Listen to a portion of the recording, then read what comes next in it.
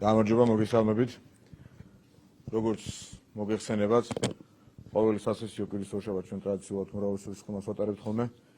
ძალიან მოკლედ მოგახსენებთ იმ საკითხებთან დაკავშირებით, რაც დღეს განვიხილეთ და რაზეც ვისაუბრეთ. მიმდინარე კვირის დღის წესრიგი იყო მთავარი საკითხი, სადაც ასევე თავისუფლად მთავარი საკითხი იყო საქართველოს ბიუჯეტში ცვლილებების შეტანის საკითხი და თქვენ იცით, რომ რამდენიმე მიმართულებით საბიუჯეტო შემოსავლებმა მოგცა იმის საშუალება, რომ გაზრდილიყო ბიუჯეტი და გაზრდილიყო დაფინანსება რამდენიმე მიმართულებით, მათ შორის განსაკუთრებით მნიშვნელოვანია ჯანდაცვის მიმართულებით.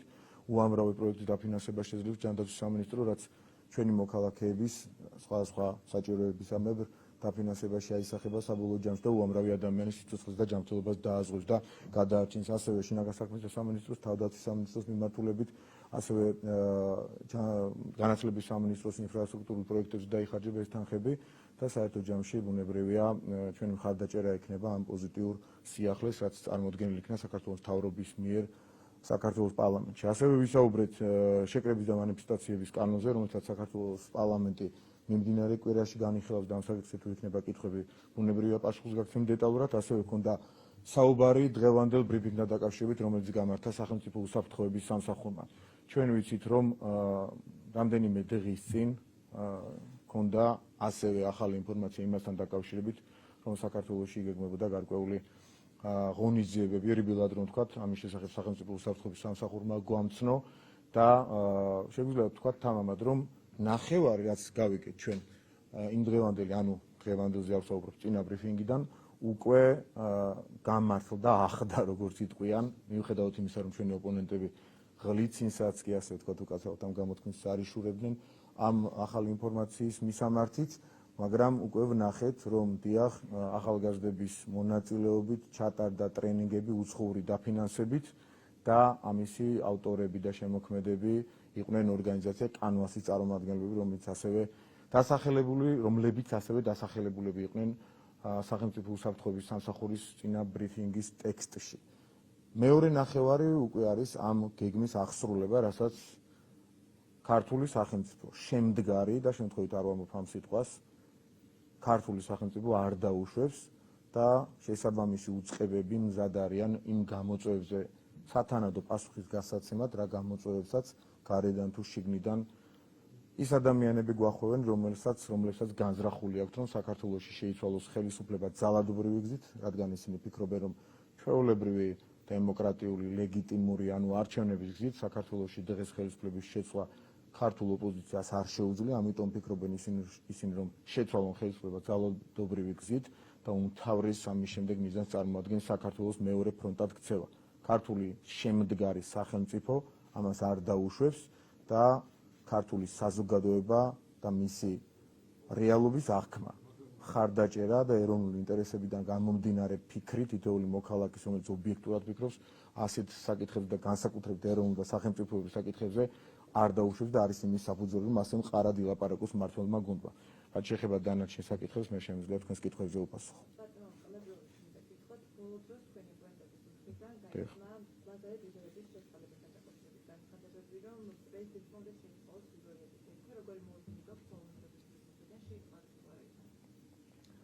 მოლოდინი არ ვიცი, ყოველ შემთხვევაში ჩვენ პრეზიდენტის ბოლოდროინდელი განცხადებები გვაძლევს იმის ვარაუდის საფუძველს, რომ მისგან ასეთიც კი არ არის გამორიცხული, მაგრამ ერთი რამ უნდა ვიცოდეთ და მკაფიოდ უნდა ვთქვათ. გრიგორიადისის მხარდაჭერა და მისი გათავისუფლების მცდელობა არის სიგნალი ერთგვარი და მესიჯი ახალგაზრდების კრიმინალში ჩართულობის კუთხით. და იმისათვის, რომ ასეთი ჩართულობის შემთხვევაში ისინი არ დაიჯებიან.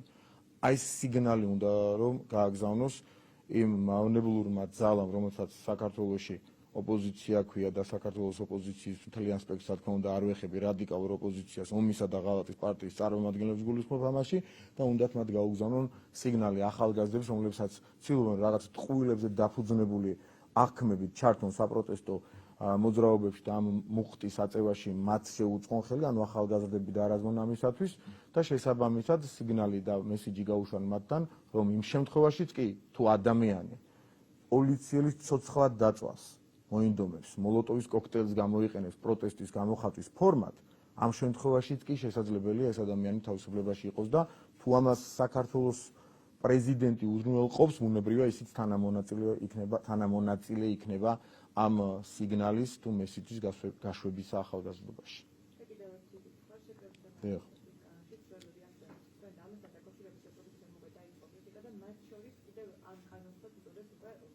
უკვე დაარქვეს რუსული?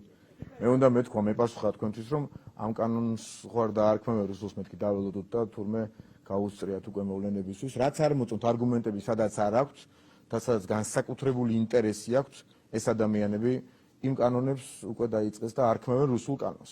წინა შემთხვევაში ამერიკულ ფარას აგენტების ამერიკულ კანონს რატომ დაარქვეს რუსული?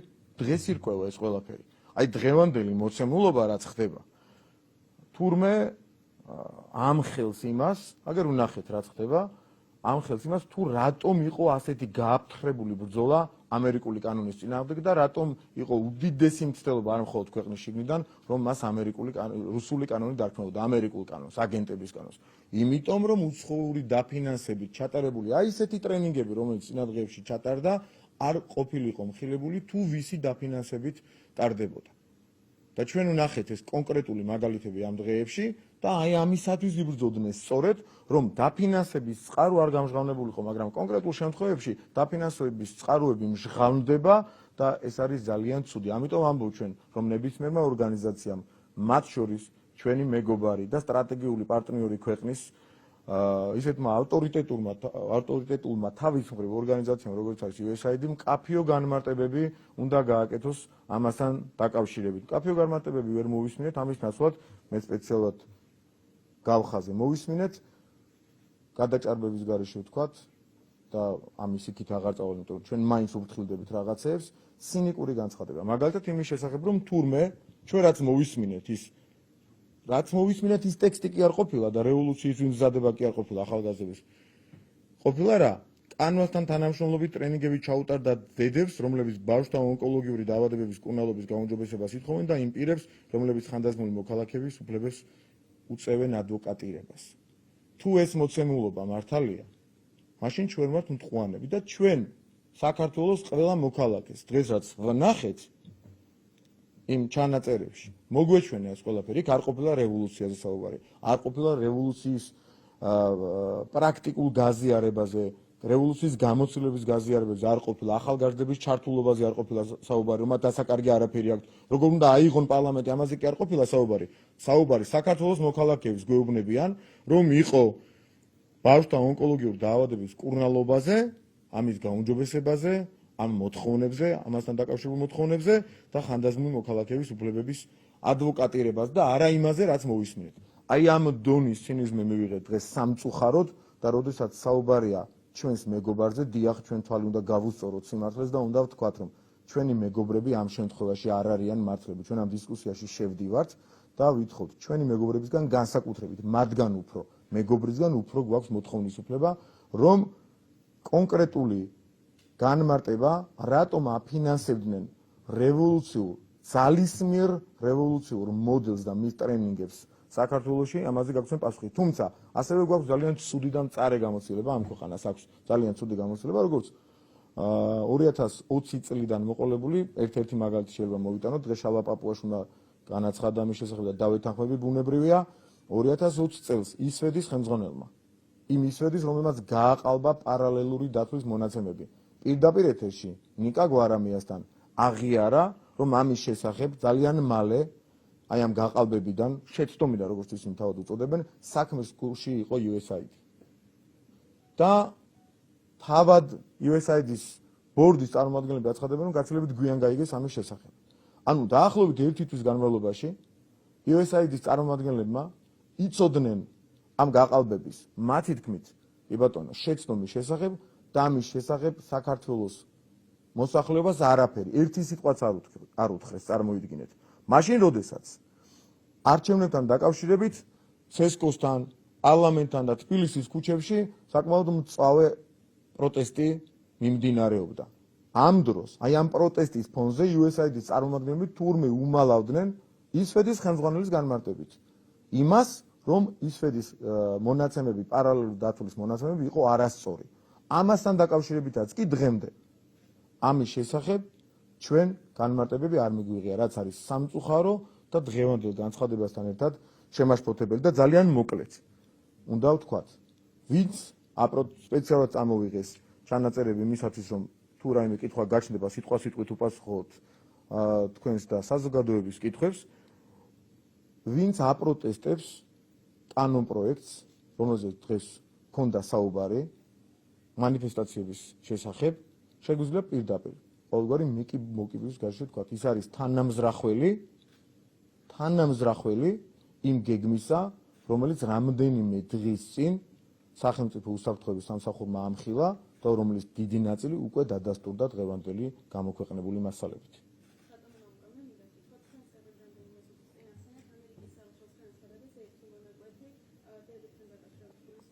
დიახ.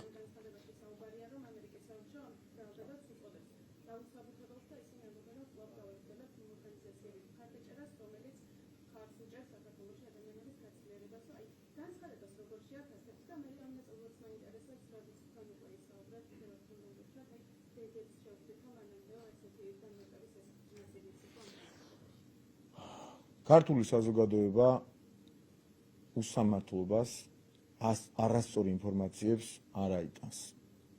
ქართველებმა სხვებზე კარგად ზოგ შემთხვევაში, მაგრამ ვთქვათ ასე, სხვებზე არანაკლებად კარგად ვიცით მეგობრობა და პარტნიორობა.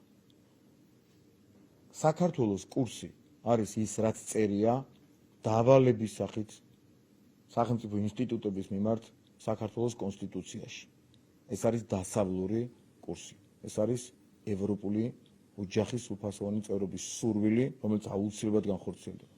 ამავდროულად ჩვენ უნდა ვიცოდეთ, რომ როგორი ძლიერი პარტნიორიც არ უნდა გვყავდეს, როგორი მონური დამოკიდებულება არ უნდა სურდეთ აგენტებს ამ ქვეყანაში, რომლებსაც ხშირად ოპოზიციას უწოდებთ ხოლმე ჩვენც კი, ამ ყველაფრის მიუხედავად ჩვენ უნდა ველაპარაკოთ ყველას თანასწორად. მადლობა უნდა უთხრათ იმისათვის, რაც ამ ქვეყანაში უკეთებიათ დემოკრატიის გასაძლიერებლად, მისი ხარისხის ადამიანის უფლებებისათვის და ძალიან ბევრი საქმე. ამავდროულად კიდევ ერთხელ გავიმეორებ, უნდა უთხრათ სიმართლე, რომ თითქოს ჩვენ დღეს რაც მოვისმინეთ, ეს იყო ტყუილი, ეს მოგვეჩვენა. დეზინფორმაცია არ ყოფილა, არ მოგვისმენია და სინამდვილეში საუბარი შეეხებოდა ტრენინგებს, სადაც დედებს utardebოდა ტრენინგები, რომლებიც ბავშვთან ონკოლოგიური დაავადების მკურნალობის გაუმჯობესებას ითხოვენ და მეორე მხრივ კიდევ იმ პირებს, რომლებიც ხანდაზმული მოქალაქეების უფლებებს უწევენ ადვოკატირებას, როგორც ეს გახაზული მაქვს სპეციალურად მარკერით. აი ამ განცხადებაში წერია, ეს არ არის პარტნიორის და მეგობრის, რომელიც ევროპისათვის და დემოკრატიისათვის იბრძვის და ამ გზაზე დგას მიმართ სწორი დამოკიდებულება. ეს არ არის სიმართლე და ჩვენ ამ სიმართლეს აუცილებლად ვიტყვით იმას, სად არის დისკუსია ჩვენ შორის საკამათო საკითხებზე და აუცილებლად დაუფასებთ ჩვენ პარტნიორებს იმას, რასაც აკეთებენ ქართული ხალხის დახმარებისათვის, უფლებებისათვის, დემოკრატიისათვის და პირობების გაუმჯობესებისათვის. თუმცა ესეთი რაღაცა ნამდვილად არ უნდა გვაკადროს არავინ, განსაკუთრებით მეგობართან გვაქვს ჩვენ ეს დამოკიდებულება, თხოვნა, მოთხოვნა, რომ უგუკადრებენ ისეთ რამეს, რაც აბსოლუტურად აცდენილია რეალობას. მათ შორის ჩვენ გვახსოვს შავი დღის დარქმევა, დემოკრატიისათვის შავი დღე გათენდაო, როდესაც ამერიკელი ამბობდა, რომ ამერიკული კანონი იყო რუსული. და ქართული ახალგაზრდები მაშინ ბუნებრივია გაურკვევლობაში იყვნენ. მერე ხო გახმოვანდა და გაირკვა ყველაფერი. როდესაც საელჩოს წარმომადგენელი ამბობს, რომ ამერიკული კანონი, ამერიკული კი არ არის, პირდაპირ ითარგმნა მისი, არამედ არის რუსული, შემდეგ ახალგაზრდას ბუნებრივია უჩნდება კითხვა, როგორ შეიძლება, რომ ეს მართლაც იყოს ამერიკული, ყველა ხო არ კითხულობს სიტყვასიტყვით. და ამას უწოდებდეს ამერიკის საელჩოს წარმომადგენელი რუსულს. და ამიტომ ის არის გადაიხარა ცოტა სხვა მიმართულებით. და ეს არ უნდა გვუკადრონ. და ერთხელ თქვი უკვე და ამასთან დაკავშირებით კიდევ ერთხელ ჩემი ძველი ფრაზა მაქვს გამოწვეული, რამე ისეთი არ ვთქვა, რაც ჩვენ გონებაში არ არის და რაც ეწინააღმდეგება პარტნიორობის პრინციპებს. მაშინ ვთქვი, რომ მეგობრები უნდა ერჩივნოთ, პათოსი ეს იყო აგენტებს. და დიახ, დღესაც იგივეს ვიმეორებ. ჩვენ ადამიანები, რომელიც რეალურად, ჭეშმარიტად ევროპულ დასავლურ გზას ვადგავართ და მეგობრობა გვინდა და ამ გზას ვაგრძელებთ ღირსეულად ჩვენი მხრიდან. არ უნდა იყოს მცდელობა, თან წარუმატებელი თვითონაც დაწუნებულები არიან თითქმის და 1%-იან რაღაც აბსტრაქტულ შანსი არ უნდა დაეკიდოს არავინ. არ უნდა იყოს იმის მცდელობა, რომ ჩაანაცვლონ აგენტებით, ადამიანებით, რომელიც უაპელაციოდ გააზრების და შეპასუხების გარეშე ეტყვიან და ხვალვე დაიწყებენ ომს.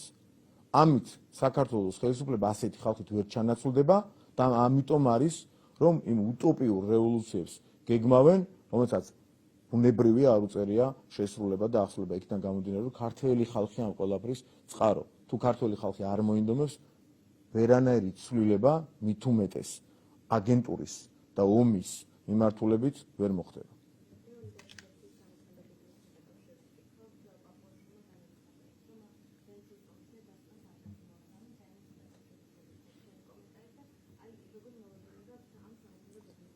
ჩვენ ამ პროცესში ხდება ბევრი ხელოვნური ბარიერი. ხელოვნურს არ ვამბობ შემთხვევით, იქიდან გამომდინარე, რომ არ ახსოვს ისტორიას, რომ ვენეციის კომისიას, რომელიც არის იურიდიული ექსპერტიზის ერთგვარი ბიურო. საკმაოდ ავტორიტეტული ორგანიზაცია ამავდროულად მოეთხოვოს რომელიმე ქვეყნისგან სამოქმედო გეგმის ექსპერტიზის ჩატარება. თუმცა ეს მათ არ გაუკეთებიათ ევროკომისიის წარმომადგენლებისგან მივიღეთ ესეთი რჩევა, თხოვნა, მოთხოვნა გნებავთ, რომ გადაგვეგზავნა, ჩვენ ეს გავაკეთეთ და ფიქსირდება მხოლოდ ერთი პრეცედენტი ამავე პროცესში, აქამდე მსგავს მართლაც არ დაფიქსირებულა, მოლდოვასთან დაკავშირებით, არ ვიცით მოლდოვასთან რა შეთანხმება ექნებათ. იმ შემთხვევაში საბოლოო რაღაც დასკვნას მიცემენ, მოიწონებენ უბრალოდ გეგმას, თუ ესეთი უკვე მოწონებული არ ვიცი ზუსტად არ მახსოვს, მაგრამ ჩვენთან დაკავშირებით პასუხია ის რაც უნდა იყოს პრინციპში, რომ ისინი აი ამ საკითხს სამგვარს არ განიხილავენ. ეს სწორი დამოკიდებულება, თუმცა ჩვენ ამის მოთხოვნა მივიღეთ, ეს არ მოგვიგონია ნამდვილად. შესაბამისად ამისა, გეგმას თუ ისინი დააბრუნებენ უკან, ეს გეგმა საჯაროც გახდება, ბუნებრივია ჯერ ვენეციის კომისიას გავაგზავნეთ მათი მოთხოვნისვე შესაბამისად ევროკომისიის წარმომადგენლებს გულისხმობ და ვფიქრობ, რომ თუ მათი მითითება ზეპირი განცხადებებში ასახული რეკომენდაცია იყო, რომ ჩვენ არ მიგვეღო კანონი დეოლიგარქიზაციის შესახებ და ესეც მე ვფიქრობ გარკვეულ ხელოვნურობას შეიცავდა ჩემი აზრით, იქიდან გამომდინარე, რომ გახსოვთ ევროკომისიის ხელმძღვანელის წინა წლის თუ იმის წინა წლის განცხადება, რომ უკრაინის შემთხვევაში ზუსტად ანალოგიური კანონი იქნა მოწონებული. ჩვენ შემთხვევაში არ იქნა მოწონებული. ოპოზიციაც დაიქოქა შემდეგ და თქვეს, რომ ეს არ არის კარგი კანონი. უკრაინაში რაც კარგია, ჩვენთან ცუდია. ამერიკაში რაც ამერიკულია და კარგია და რის საფუძველზეც ბევრი ინფორმაცია გავიგეთ, მათ შორის სააკაშვილის მილიონების შესახებ, მათ შორის ტელეკომპანია ფორმულა, რომ უკვეთავს საქართველოს საწინააღმდეგო რაღაც მოქმედებებს და შემდეგ ერთ-ერთი ჟურნალისტი საქართველოს დამაზიანებელ განცხადებებს აკეთებს და მიმართავს ასეთი განცხადებების შემცველი კითხვით სახელმწიფო დეპარტამენტის წარმომადგენლებს. ეს ყველაფერი გავიგეთ აი ამ აქ რუსულად წოდებული და სინამდვილეში ამერიკული კანონის საფუძველზე, იუსტიციის დეპარტამენტში გამოქვეყნებული მასალების მიხედვით. ამერიკაში რაც კარგია, საქართველოში ცუდია და რუსულია. აი ესეთი ბარიერები გვხვდება და ჩვენ ამას ვებრძვით სიმართლით. აი იმით, რასაც მე ახლა ვაკეთებ, რომ საზოგადოებას კიდევ ერთხელ შევახსენებ აი ამ უსამართლობას და უსამართლობა მხოლოდ ეს არ ყოფილა, შარშანდელი გადაწყვეტილებაც იყო უსამართლო. ევროკომისიის და ამ გადაწყვეტილებას ჩვენ უპირისპირებთ სიმართლეს და რეალურ ზრახველს, რომ ჩვენი მომავალია ევროპა. და თუ პოლიტიკური გადაწყვეტილება იქნება სამართლიანი და სწორი, მაშინ საქართველოს პირველ რიგში ეკუთვნის კანდიდატის სტატუსი. და იმ ფონზე, როდესაც კიდევ ერთხელ გავიმეორებ, DST-ში შემავალი ქვეყანა მოლდოვა, მოლდოველებთან არაფერი გვაქვს საწინააღმდეგო. ქვეყანა, რომელიც ირჩევს ნეიტრალიტეტს, სამხედრო ნეიტრალიტეტს, რომელიც რუსეთის ორგანიზაცია DST-შია დღესაც. ამ ორგანიზაციას ანიჭებენ კანდიდატის სტატუსს და საქართველოს არა, აი აქ განვითარებული მოვლენების ფონზე და იმ რეფორმების და ამ დემოკრატიის ხარისხის მიუხედავად, ბუნებრივია ეს არის უსამართლო. ასეთი ხელოვნური უსამართლო ბარიერები საქართველოს არ უნდა შეექმნას. და მით უმეტეს ეს არ უნდა იყოს გამოყენებული იმის ინსტრუმენტად, რომ ამ ქვეყანაში არეულობა ქაოსი და ადამიანების მკვლელობის გავლით ხელისუფლების ცვლილება ვინმე დაგვიანოსოს.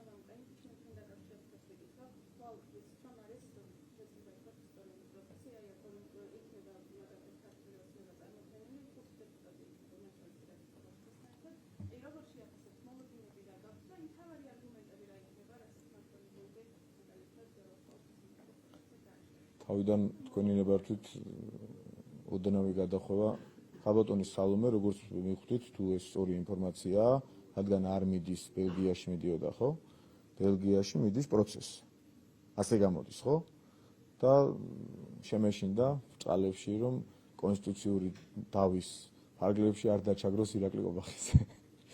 ნუ ეს გადახვევა სასაცილო ამბავია ნამდვილად და მეორე შეიძლება არ იყო კონსტიტუციონალისტი და იყო მართალი.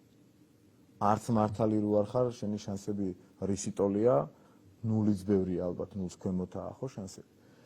მაგრამ ეს სიმართლე მდგომარეობს შემდეგში.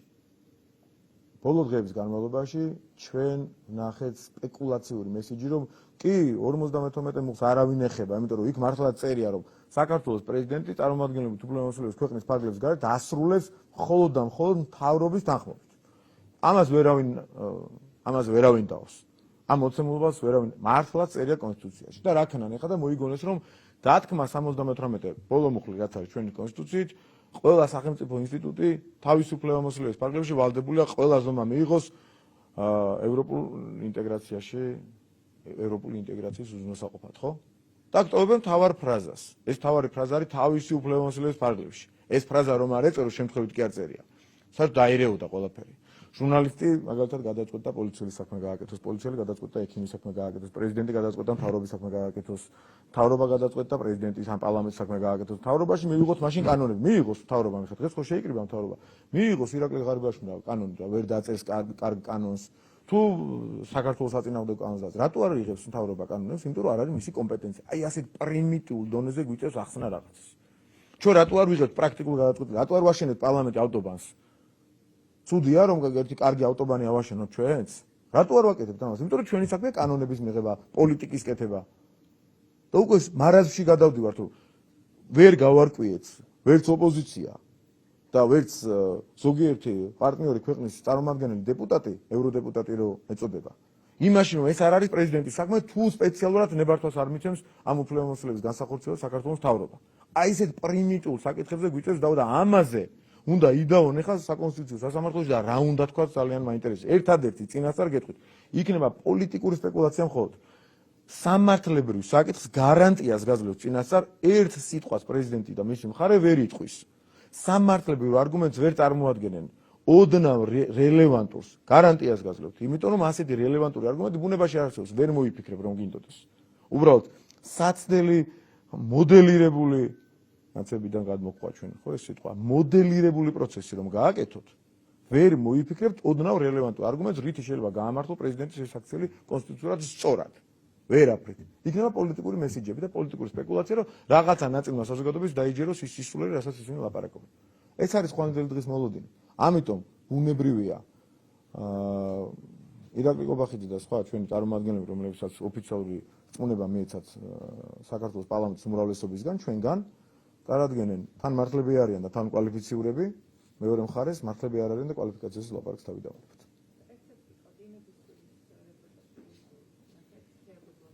დიახ, ნახე კი.